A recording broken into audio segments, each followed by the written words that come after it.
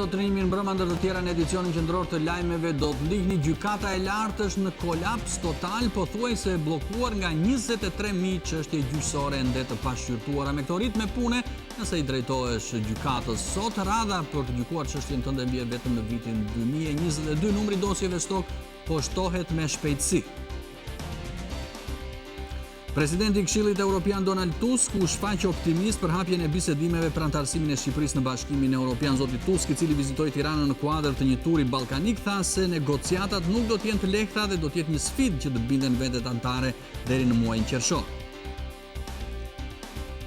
Menjëherë pas vizitës së presidentit të Këshillit Evropian Donald Tusk, kryeministri Edi Rama u nis për një vizitë 2 ditore në Berlin. Takimi kryesor do të jetë ai me kancelaren Angela Merkel, por dhe një seancë bashkëbisedimi në Bundestag në komisionin që drejton deputeti Gunter Krishbaum, i njohur për qendrimet e tij për Shqipërinë. Mirëmbrëma të gjithëve, më tej në këtë edicion do të ndiqni një oficer policie në Fier vrau veten në rrethana të paqarta. Babai i tij tregon se i biri ishte shumë në presion për shkak se nuk po plotësonte do dokumentet që i kërkoheshin për procesin e vettingut në polici për veten e tij dhe për familjarët dhe kishte frikë se mos humte vendin e punës. Pacientët e shtruar në qendrën spitalore Nën Tereza prej 2 muajsh nuk mund të kryejnë të gjitha analizat mjekësore. Ata duhet të shkojnë në laboratorët privat për shkak se blerja e pajisjeve që shërbejnë për analiza është ende në proces tenderimi. Arbitri i ndeshjes Partizani Skënderbeu, që u luajt një ditë më parë në Tiranë, tregon për Top Channel se është goditur nga tribuna VIP me sende të forta. Sipas relacionit, protagonist ka qenë deputeti i Partisë Socialiste Erion Braçe. Sipas gjyqtarit, ajo që tensionoi ndeshjen ishte humbja e Partizanit në sekondat e fundit.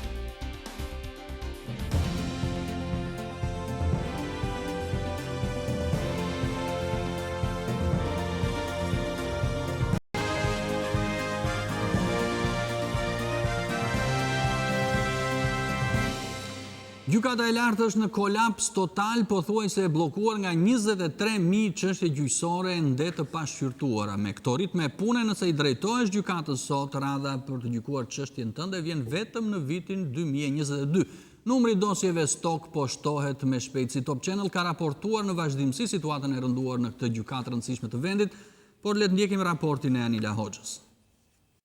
Kushdo që ndërron drejtësi nga gjykata e lartë nuk ndodhet në vitin 2018, por në vitin 2014, kohë në të cilën ka ngecur stoku i dosjeve civile që presin të shqyrtohen. Nga viti në vit, qytetarët jo vetëm nuk po gjejnë zgjidhje, por situata po përkeqësohet. Top Channel ka dhënë shpesh alarmin për zvarritjet që rëndojnë mbi interesat e qytetarëve. Megjithëse situata u trashëgua në këtë gjykatë për gjatë 10 viteve të fundit, ku nga 9.000 dosje që prisnin të shqyrtoheshin, tashmë gjithçka ka dalë jashtë kontrollit. Aktualisht në këtë gjykatë janë 9 gjyqtar, ndërsa kolegjet marrin antar borxh nga njëra tjetra për të zhbllokuar situatën. Në vitin 2017 stoku u rrit muaj pas muaji, duke futur gjykatën e lartë në gjendje kritike. Aktualisht gjykata e lartë numëron mbi 11.000 çështje, të mbartura që prej vitit 2012. Ndodhemi në arkivin e gjykatës së lartë, e cila është e mbushur nga 20.000 dosje, të cilat presin ende për të gjykuar. Por stoku vijon në rritje edhe për 2018-ën. Deri në fund të muajit mars, janë regjistruar si dosje në pritje për të shqyrtuar 23.900 çështje. Kryesojnë civilet, për të cilat pritet të gjykohen dosjet e dorëzuara në vitin 2014. Mëtej administrative që i përkasin 2015-ës dhe penalet që janë në pritje të vitit 2016. Kushdo që dorëzon sot një rekurs civil apo administrativ, duhet të qëndrojë në radhë të pres. Ai do ta marrë drejtësinë në vitin 2022. Këtë fat do të ketë edhe Sabri Dërka nga fshati Bubullim. Ai u shpall fitues në proceset gjyqësore për mbi 90 metra tokë, të cilën edhe pse e fitoi sipas ligjit 7501, ju rëmbye me falsifikime. 70 vjeçari tashmë ndodhet në portat e gjykatës së lartë. I kanë thënë që duhet të pres, por ai nuk e di nëse është aq jetë gjatë. Shpejt e shpejt. Ma morën shpejt e shpejt. Për të më dhënë i kanë fituar tani nuk më japin. Ne ka hedhur rekurs që unë do vdes, unë jam 70 vjeç gati. Unë do vdes. E tokën se marr dot. Dërka ka udhëtuar me bashkëshorten për t'u lutur gjykatës që ta fusi në proces të përshpejtuar. Po çfarë bëhet këtu? Po ku jemi ne këtu? Çfarë drejtësi ke? Drejtësi që? Që tërmëri pse të vojun? Që është me lavgoja, është e gjindur. Me lavgoja ti vend ja. Do flektu tani se unë s'kam çfarë bëj. Unë vetë të jemi konflikt. Ai e di që ka tokën e vjedhur.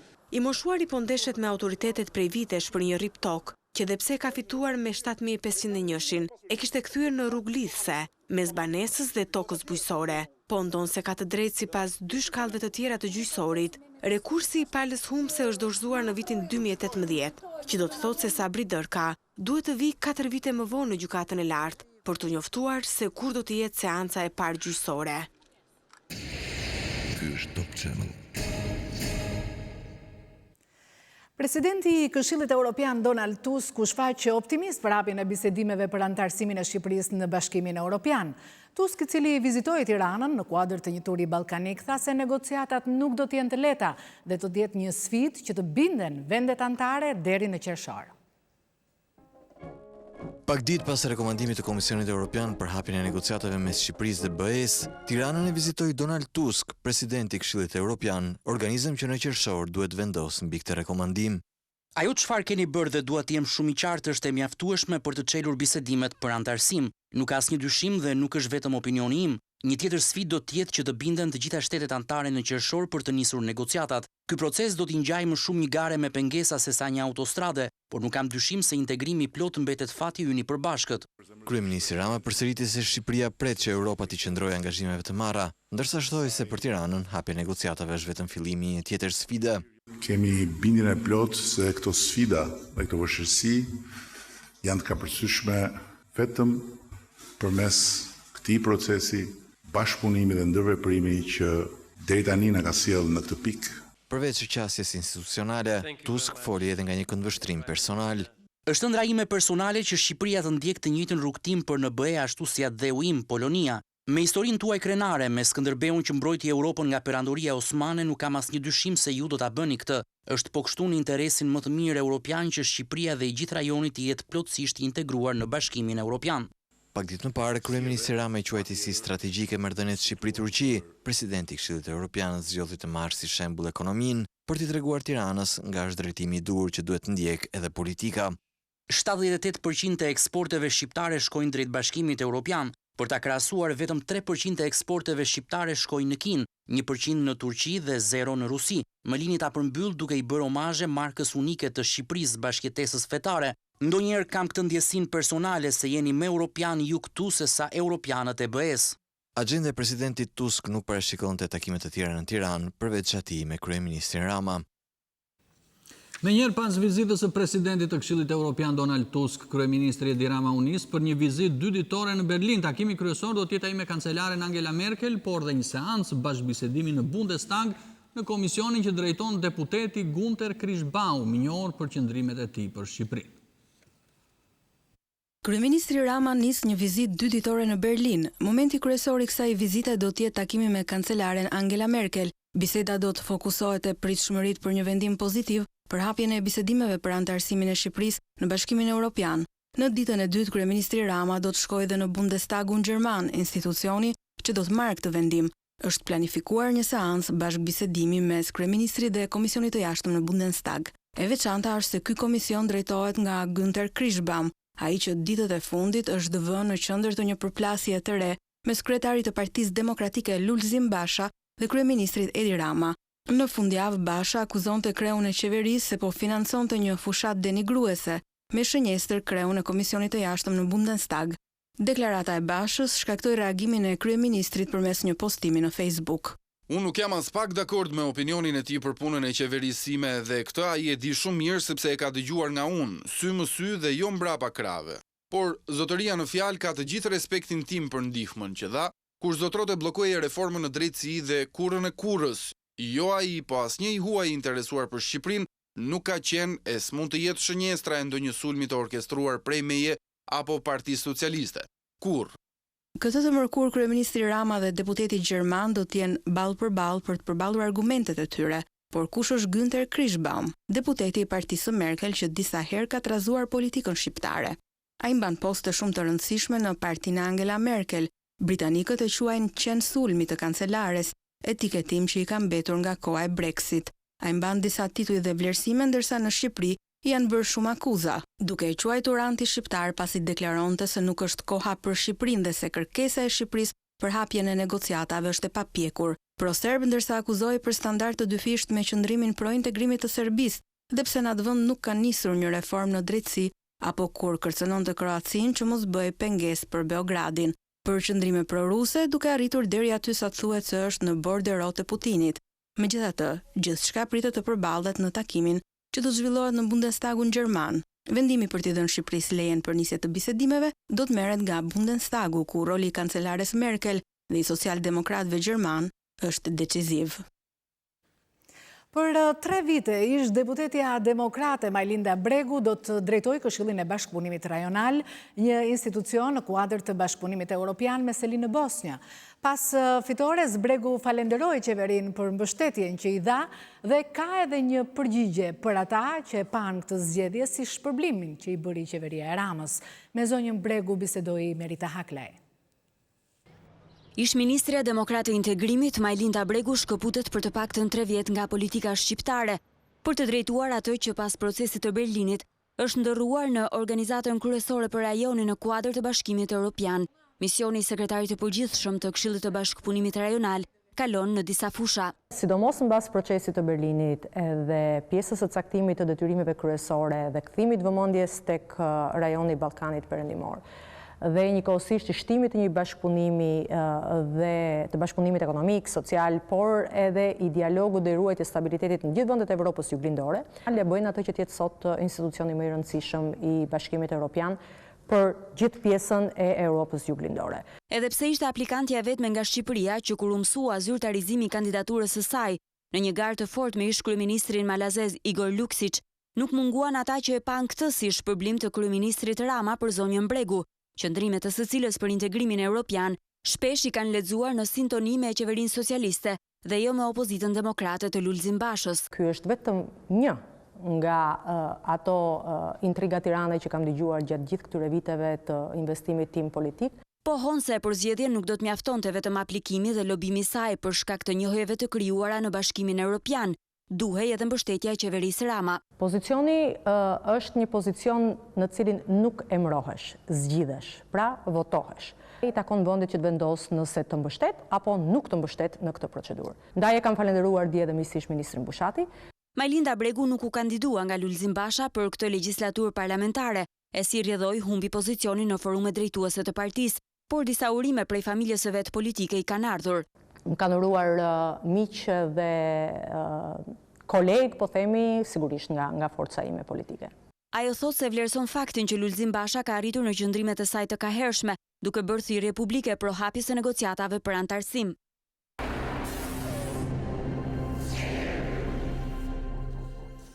Arbitri i ndërreshjes Partizani Skënderbeu që u luajt një ditë më parë në Tiranë tregon për Top Channel se është goditur nga tribuna VIP me sende të forta. Sipas relacionit, protagonist ka qenë deputeti i Partisë Socialiste Erion Braçe. Sipas gjyqtarit, ajo që tensionoi ndeshjen ishte humbja e Partizanit në sekondat e fundit. Superndeshja e javës së 30 të Superligës mes Partizanit dhe Skënderbeut nuk kishte si të mbyllej ndryshe pa polemika. Këtë herë ishin më pak ato për gjyqtarin dhe gabimet e tij në pamje të parë. Megjithatë, sipas raportit të vëzhguesit dhe gjyqtarëve, në përfundim të takimit ata janë goditur me sende të forta nga tribuna VIP, dhe po sipas relacionit të shoqatës së arbitrave, nga deputeti i Partisë Socialiste Erion Braçe.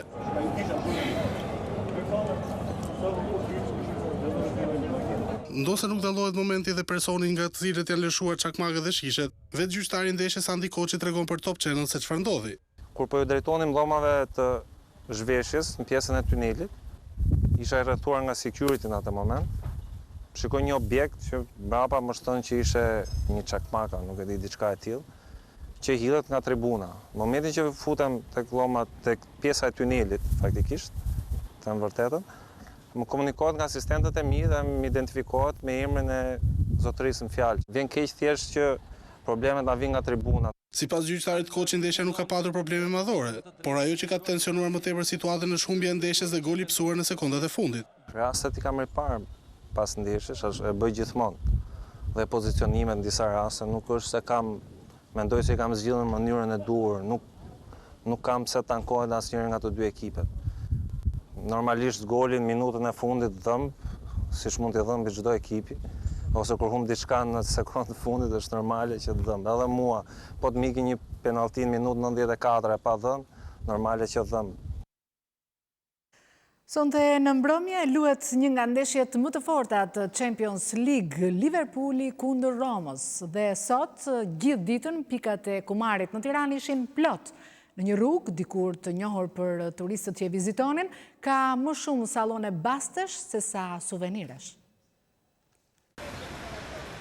Dikur njihej si zona ku turistët e huaj mund të blinin suvenire të ndryshme, por sot rruga e barikadave më shumë se dyqane për suvenire të ofron të luash bigjoz. Në vetëm 70 metra trotuar që përshkruan rrugën e barikadave, shtrihen 5 sallone të mëdha bastesh sportive. Gjatë paraditës pikat e kumarit duken plot edhe për shkak se mbrëmjen e kësaj të marte luhet ndeshja Liverpool-Roma, një nga gjysmëfinalet e Champions League. Në ditë të tilla xhirot e kompanive të basteve sportive rriten ndjeshëm. E njëjta situatë duket edhe në rrugën Muslimshyri, një zonë të jetë e frekuentuar nga qytetarët edhe për shkak të dyqaneve të veshjeve që ushtrojnë aktivitetin në këtë zonë. Por krahas përhapjes masive të pikave të basteve dhe kazinove në rrugët kryesore të qytetit, problem mbeten edhe pikat pranë institucioneve arsimore dhe fetare. 31 dhjetori i këtij viti është afati i fundit, që është parashikuar që pikat e basteve dhe kazinove të zhvendosen 100 metra larg shkollave, xhamive apo kishave. Prokuroria e Elbasanit dërgoi dosjen e rrugës së Gjinarit në gjykat. Mes 11 pandeurve janë edhe 2 drejtorët e rrugëve. 5 nga ata akuzuarit janë në arrest me burg, ndërsa 6 të tjerët me detyrim paraqitjeje.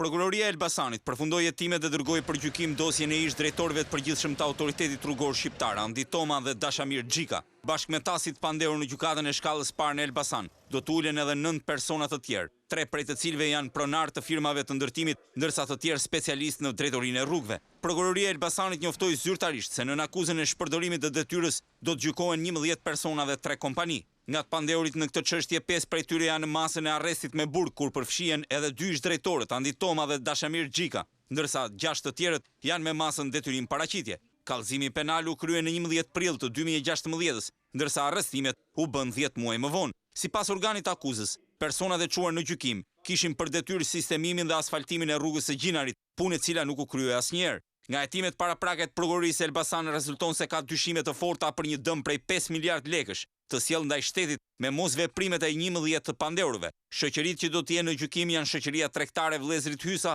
që ka qendrën në Elbasan, dhe Shoqëritë Arifaj dhe Zenit 06 me qendër në Tiranë. Një oficer policie në Fier vrau veten në rrethana të paqarta. Babai i tij tregon se i biri ishte shumë në presion për shkak se nuk po plotësonte dot dokumentet që i kërkoheshin për procesin e vettingut në polici, për veten e tij dhe për familjarët, dhe kishte frikë se mos humbte vendin e punës.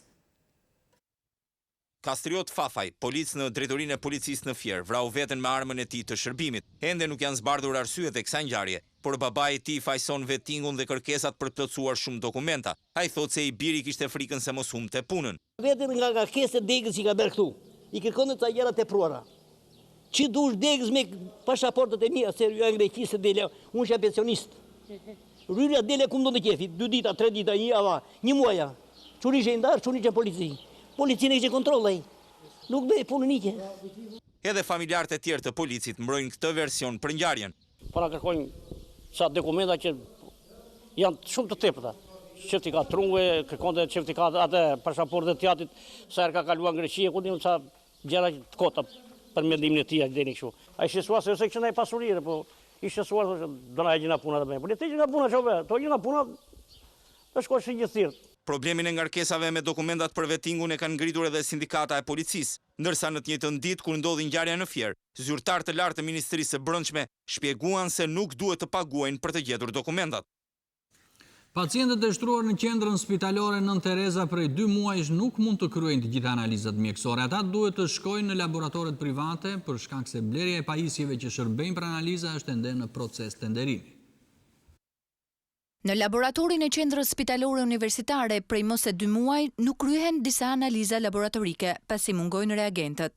Pacientët janë të detyruar t'i bëjnë ato në laboratore private. Për tiroidët. Atëherë, ekoja e tiroidës do t'a bësh tani. Po analizat? Analizat? Këto 2 analiza nuk kryehen. Gjysmat i kanë bërë në shtet, gjysmat e privati. Po pse në privat pra? Pse nuk i ke bërë në shtet? Po nuk e di, shumë ka thënë doktoresha, shumë thënë. Se doktoresha, shko bëj në privat? Kjo bëhet atje, kjo atje, këtë do ta bësh këtu, do ta bësh atje. Që analizë të mungon? I kam bë komplet, do viti bëj mas ditë dish ato që mungoj. Kështu nga thonë. Shefja e shërbimit të laboratorit biokimik klinik thot se vetëm 10% e analizave nuk kryhen, ndërsa për 90% të tjera nuk ka pasur mungesa. Mungojnë rreth 10% që i takojnë kryesisht analizave jo të rutinës, analizave hormonale, të disa testeve të tiroides e kështu me radhë, që zon rreth 12% të testeve që ne kryejmë në përgjithësi. Analizat e rutinës dhe të urgjencës kryen që të gjitha në qendrën spitalore. Këto analizat që unë përmenda janë analizat të cilat nuk i takojnë grupit të analizave të urgjencës dhe ne shpresojmë që të marrim furnizime të shpejta dhe të realizojmë, sepse sigurisht që të smurët kanë nevojë për to. Burime nga drejtoria e QSUT-s sqarojnë se reagentët që mungojnë do të vinë këtë javë. Tenderi ka përfunduar dhe pritet të respektohen afatet ligjore në mënyrë që kompania fituese të furnizojë me reagent laboratorin e QSUT-s. Në edicionet tona të lajmeve kemi sjellë shpesh godina të rënuara ku banorëve të fshatrave nga veriu në jug u duhet të marrin shërbimet shëndetësore bazë, por këtë herë korespondenti i Top Channel Bledar Koreshi ka udhëtuar në fshatin Kamenic të Divjakës, ku në kushte tepër të këqija e njëjta ndërtesë është dhe ambulancë, por edhe kopësht. Kjo është ambulanca e fshatit Kamenic në Divjak, por nëse banorët e fshatit mund ta therasin në shtëpi infermierën kur janë të sëmurë, këtë zgjedhje nuk e kanë fëmijët e kopshtit që ndodhet në këtë mjedis. Si jemi, po çfarë bëjmë, këtë kushte kemi? Çfarë do doje ti? Po, paktën të ishte i kopësht më i mirë, me kushtet paktën me ato më kryesore. Se duket e prishur dash brenda ndaç jashtë. Shumë fare. Çfarë do bëjmë? Kush i ndihmon? Shteti. 22 fëmijë kalojnë ditën në këtë kopësht në godinën e rënuar me mure të plasaritura, myk dhe çati të prishur. Kur bie shi, uji hyn brenda ndërsa në tualet fëmijët duhet të shkojnë me çadër. Edukatorja dhe infermierja thonë se po presin zhvendosje në një mjedis tjetër derisa të rindërtohet godina. Na kanë thënë që do ndryshojnë. Si? Do bëhet kopësht nga e para, do bëhet me të gjitha gjërat që i duhen. Brenda këtyre 3 muajve do na çojmë qira, me një dorë, me një dorë tek qira. Do me të bëhet vaksinimi i fëmijëve, bëhet ndjekja e grave shtatzane, bëhet urgjenca, injeksionet, mjekimet. Dhe pritja nuk dihet se do të vazhdojë, por prindrit shpresojnë se të paktën bërja publike e situatës do ta përshpejtojë largimin e fëmijëve nga godina, e cila jo vetëm kopësht, por as ambulancë nuk duhet të jetë. Për 38 vite me radhë, qyteti Lushnjës bashkëton me një fushë të mbetjeve urbane që ndodhet ngjitur me të. Asnjë zgjidhje nuk është gjetur për situatën e krijuar nga ndotja alarmante. Ky është vendi i vetëm në Lushnjë ku depozitohen mbetjet urbane duke krijuar këto pirgje apo ndryshe male me mbeturina të çfarëdolojshme. Ky landfill ndodhet fare pranë banesave dhe gjithashtu shumë pranë rrugës nacionale. Në dimër, ujëra toksor ndoten, ndërsa në verë, fusha pushtohet nga zjarret edhe si pasojë e mbeturinave të ndryshme. Landfilli i Lushnjës është krijuar në vitin 1980, kur në qytet numëroheshin jo më shumë se 50.000 banorë, ndërkohë që sot numri i qytetarëve në Lushnjë ka arritur në 90.000, pa përfshirë rrethinat. Si banorët e lagjes 18 tetori, ku depozitohen mbetjet urbane, pjesa më e madhe e të cilëve janë të ardhur, dhe që bashkjetojnë me plerat prej rreth 38 vitesh. Të çojnë në spital gjatë shqivet, kjo është çunim nuk vetë ka të herë në në urgjencë në natës. Bllokohet, u bëm si astmatik. Vin zor, vin qenë të ngordhur, vin shiringa. Jashtë kamerës banorët thonë se kanë frikë se po folën mund të ndodhë diçka dhe se duhet mbështetje që të dalësh në televizor kundër qeverisë. Të tjerë gjejnë forcë të protestojnë. Do të bëjmë protestë, dalu i pari. Mos keni frikë. Po e majtë vit arrestoj mua e majtë, po sa majtë vit arrestoj mua.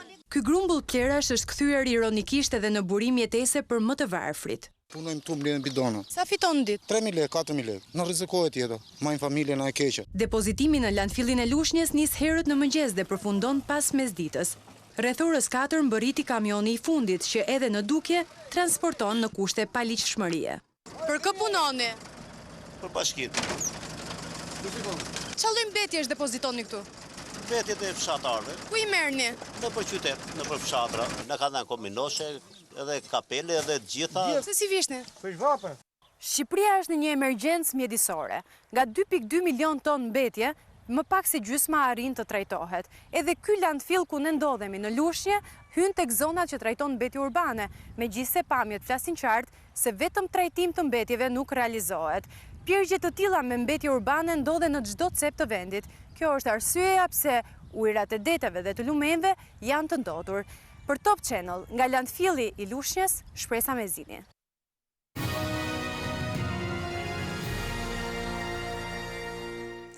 Ministria e Bujqësisë po vijon punën për analizimin e dokumentave të fermerëve që kanë aplikuar për ndihmë financiare, por ekspertët e bujqësisë thonë se koha e zgjedhur është e gabuar, ndërsa shumë fermerë nisin mbjelljet me para borxh.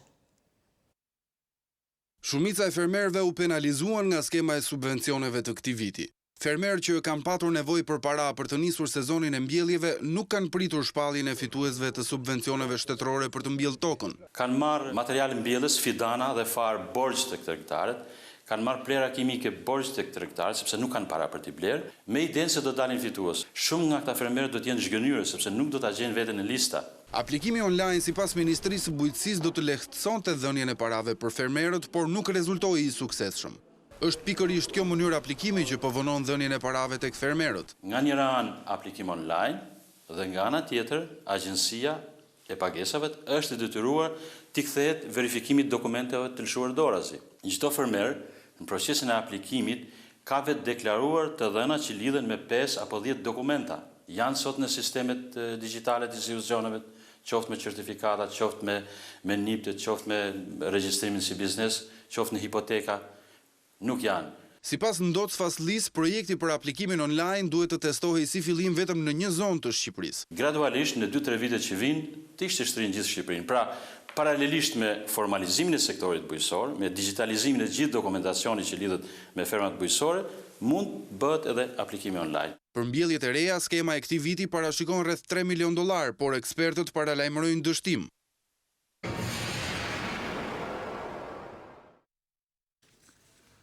Njëzet vjeçari që vrau një ditë më parë 10 persona dhe plagosi 15 të tjerë në Toronto të Kanadas, doli përpara gjykatës, ati u lexuan akuzat, hetimet e deritanishme nuk e lidhin ngjarjen e rëndë me terrorizmin.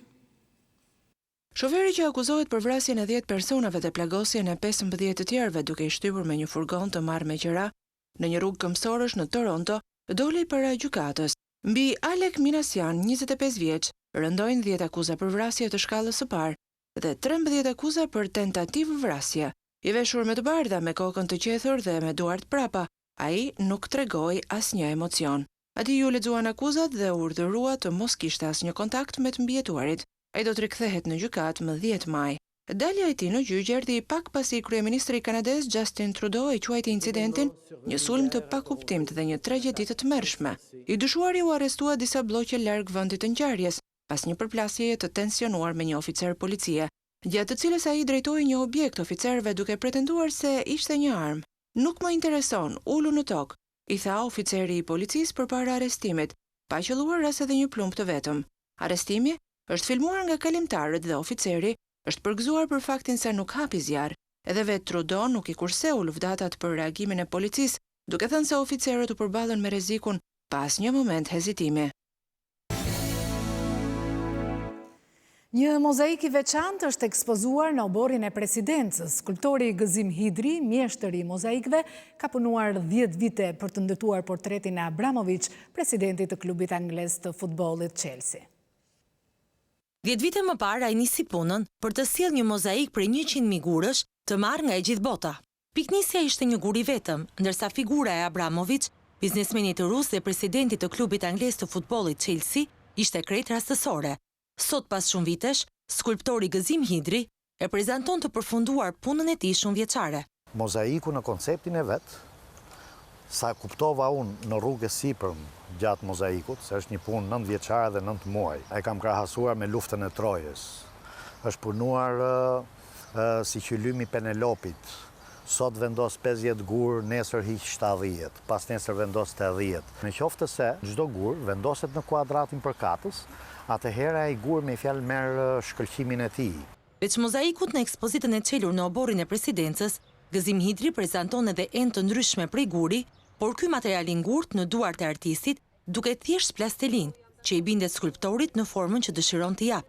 Po të futesh brenda gurit, duhet të kesh durimin, se dhe vetë guri nuk të lejon. Në qoftë se nuk arrin dot që dalën ta bësh gishtin e gjashtë edhe t'i ngjosh tingullin në deportimin e tij, prap e ke të humbur si betejë. Them që fal Zotit që ma ka dhënë atë dhunti që ta latoj gurin dhe t'i jap me fjalë butësinë e një mëndafshi. Ekspozita e Gëzim Hidrit do të qëndrojë hapur deri në datën 27 prill në oborrin e presidencës. Ishte gjithçka për këtë edicion, ju falenderojmë që na ndoqët. Mirupafshim. Mirupafshim.